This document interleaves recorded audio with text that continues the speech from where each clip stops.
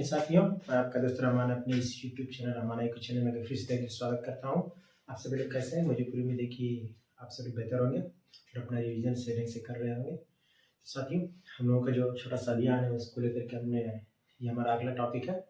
मुझे आप सभी लोग बहुत सारा प्यार मिला है, ऐसे ही बनाए रखिएगा आप सभी लोग। तो साथियों देखिए, ये हम लोग पढ़ने वाले हैं आज श्वसन तंत्र, रेस्पिरेटरी सिस्टम। पिछली कक्षाओं में हमने जो वीडियो अपलोड किया था उसमें हम लोगों का था हार्ट यानी दिल के बारे में हमने पूरा वीडियो विस्तार से बताया हुआ है। आप सभी लोग जाकर उसको देख लीजिएगा।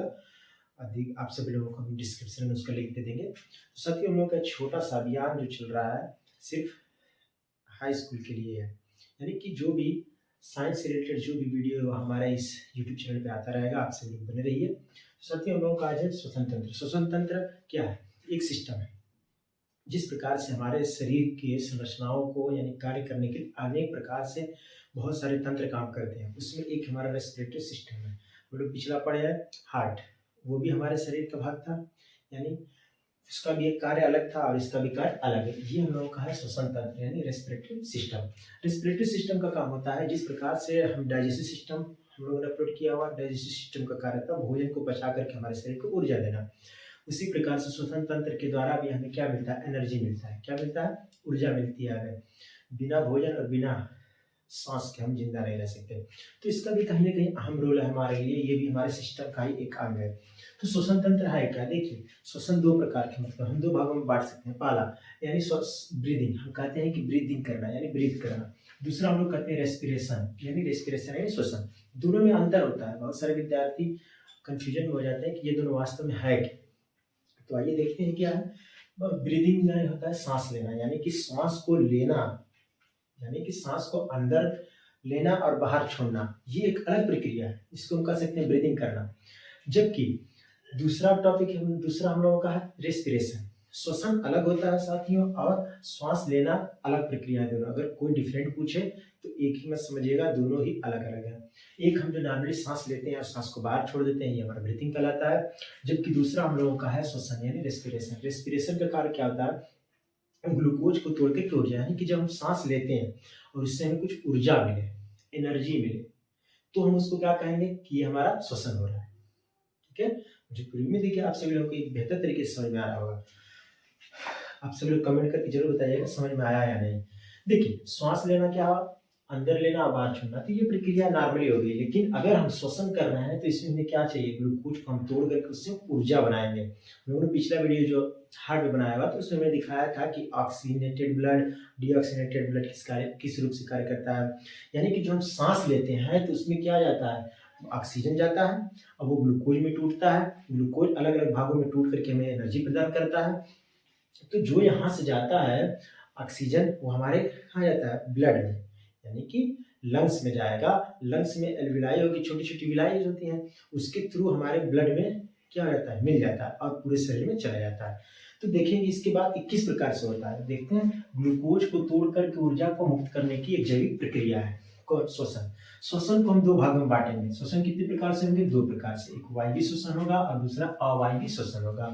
वायवीय श्वसन जो होगा जिसमें ऑक्सीजन की आवश्यकता पड़ती है, यानी कि वायवीय श्वसन में ऑक्सीजन क्या होगा? आवश्यक है हमारे लिए। ऑक्सीजन क्या होगा? आवश्यक है। दूसरा प्रोसेस है हमारा अवायवीय श्वसन। अवायवीय श्वसन का मतलब हुआ कि बिना ऑक्सीजन के। हमारा दूसरा क्या है? अवायवीय श्वसन। अवायवीय श्वसन मतलब बिना ऑक्सीजन के। ठीक, वायवीय श्वसन को क्या कह सकते हैं? ऑक्सी श्वसन कह सकते हैं। अगर ऑक्सी श्वसन पूछे तो कंफ्यूजन मत होना। वायवीय श्वसन को ऑक्सी श्वसन कहेंगे, अवायवीय को हम अनाक्सी श्वसन कहेंगे। क्या कहेंगे? अनाक्सी श्वसन कहेंगे। ये एक ही नाम है। ठीक है, फर्क इतना है इन दोनों में कि इसमें जब ग्लूकोज टूटता है तो हमें एनर्जी किस रूप में मिलती है? एटीपी के फॉर्म में। एटीपी क्या है? एडिनोसिन ट्राइफॉस्फेट है। एडिनोसिन ट्राइफॉस्फेट यानी एटीपी के फॉर्म में मिलेगा। इसमें हमें 38 एटीपी ऊर्जा मिलती है और इसमें हमें कितना मिलेगा? 2 एटीपी ऊर्जा मिलेगी हमें। इसमें कितना मिलेगा? 2 एटीपी ऊर्जा मिलेगी और इसमें हमें कितना मिलेगा? 38 एटीपी ऊर्जा मिलेगी। अब हम देख लेते हैं कि वायवीय श्वसन कहाँ होता है। वायवीय श्वसन कहाँ होगा? माइटोकॉन्ड्रिया के अंदर होगा। कहाँ होगा? माइटोकॉन्ड्रिया के अंदर होगा। देखिए, ये हमारा ग्लूकोज है, ये हमारा क्या है? ग्लूकोज है। जैसा कि आप सभी देख रहे हैं, ये हमारा क्या है? ग्लूकोज है हमारा। ये हमारा क्या है? ग्लूकोज है। ग्लूकोज ऑक्सीजन किस साथ मिल करके ऑक्सीनेटेड है, यानी ऑक्सीजन की उपस्थिति में है तो ऑक्सीजन मिलेगा। ऑक्सीजन की उपस्थिति में जब टूटेगा, ये टूटेगा कहाँ ग्लूकोज, याद रखिएगा ये प्रोसेस होगा माइटोकॉन्ड्रिया वाला जो होगा, ये जो भी प्रक्रिया होगी ये होगा साइटोप्लाज्म में, यानी कि वायवीय श्वसन जो भी प्रक्रिया होगी वो कहाँ होगी, माइटोकॉन्ड्रिया में होगा और साइटोप्लाज्म में, और ये जो होता है केवल साइटोप्लाज्म में होगा। ठीक है, ये केवल कहाँ होगा, कोशिका द्रव्य में होगा, जबकि ये 2 जगह होगा। आगे देखते हैं ये क्या टूटेगा, 6 कार्बन डाइऑक्साइड में टूटेगा, फिर इसके बाद क्या होगा, जल में टूटेगा, फिर इसके बाद एनर्जी निकलेगी, कितना 38 एटीपी एनर्जी निकलेगी। ये कहाँ होगा प्रोसेस, माइटोकॉन्ड्रिया में होगा, यानी वायवीय श्वसन वाला पार्ट जो होगा वो कहाँ होगा, हमारे सेल का एक पार्ट होता है उसका नाम है माइटोकॉन्ड्रिया। माइटोकॉन्ड्रिया को पावर हाउस ऑफ सेल कहते हैं, यानी सेल का पावर हाउस है। दूसरा बिना ऑक्सीजन, इसको कहा 2 प्रकार से 2 भागों में इसको बांट दिया हमने, देख लीजिए आप सभी लोग।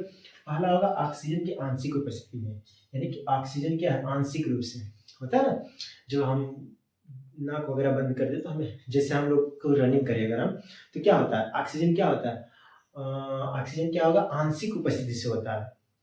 उस समय हमारे मसल्स क्या हो जाते हैं, दर्द करने लगती हैं, क्यों, क्योंकि मांसपेशियों में क्या होता है, तनाव हो जाता है, ऑक्सीजन की कमी होने लगती है। तो ये प्रक्रिया क्या होगा, लैक्टिक अम्ल बनने लगता है, लैक्टिक अम्ल के द्वारा ही क्या होता है, बॉडी हमारी दर्द करने लगेगी, क्या होगा, बॉडी हमारी दर्द करने लगेगी और हमें ऊर्जा निर्माण होगा, लेकिन ऊर्जा कम निर्माण होगा, क्यों, क्योंकि बहुत ज्यादा अगर रनिंग करते हैं, जैसे रनिंग करते हैं ना, बहुत ज्यादा हम अगर रनिंग करें तो क्या होगा, लैक्टिक अम्ल का निर्माण होगा, कहाँ, मांसपेशियों में होगा।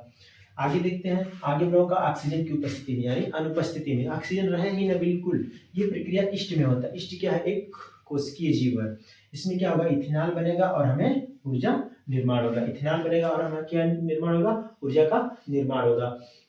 देखिए इसको हमने 2 भागों में बांटा था, क्या, एक बार हम रिवाइज कर लेते हैं। श्वसन तंत्र क्या है, ब्रीथिंग, एक होता है ब्रीथिंग करना, एक होता है श्वसन। तो ब्रीथिंग करना क्या होता है, सांस को अंदर लेना और सांस को बाहर छोड़ना। दूसरा हम लोगों का है श्वसन, श्वसन प्रक्रिया क्या है, ग्लूकोज को ऊर्जा के रूप में तोड़ करके क्या है, यह एक जैविक प्रक्रिया है, इसको हम तोड़ करके क्या करेंगे, ऊर्जा प्रदान करेंगे। इसको हम 2 पार्ट्स में बांट दिए हैं, 2 पार्ट्स में बांटेगा, पहला होगा वायवीय श्वसन, दूसरा होगा अवायवीय श्वसन।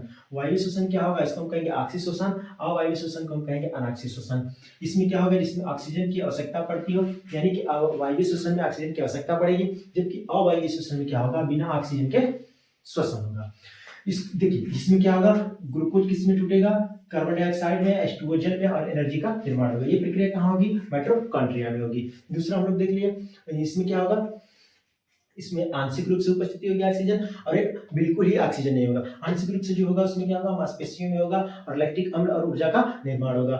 दूसरा हम लोग देखा है अनुपस्थिति में, अनुपस्थिति में क्या होगा, इष्ट में होगा, कहाँ होगा, इष्ट में होगा। इसमें क्या निर्माण होगा, इथेनॉल और ऊर्जा का निर्माण होगा। तो साथियों ये हम लोग देख लिए हैं, अब हम लोग आगे देखते हैं इसको अगले पार्ट्स में, तब तक के लिए स्क्रीनशॉट ले लीजिए आप सभी लोग।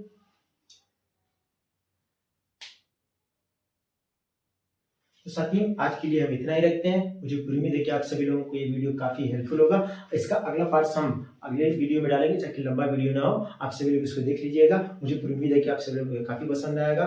जय हिंद, आदाब।